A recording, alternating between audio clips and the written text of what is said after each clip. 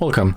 If you want to get iOS launcher on your ASUS Zenfone 7, at first you have to go for the Play Store, tap on search pool and type iOS launcher, and we have to get this application from Routine Developer.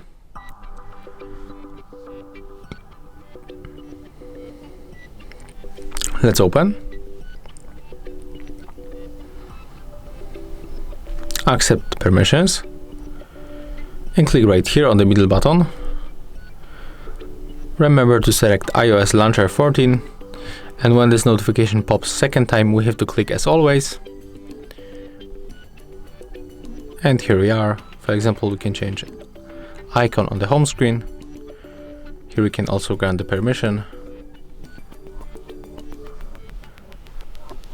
Click always right now. And if you go back to this launcher, you can customize a lot of things, as you can see here.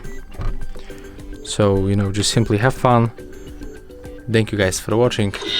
Leave thumbs ups, comments, and subscribe to our channel. See ya!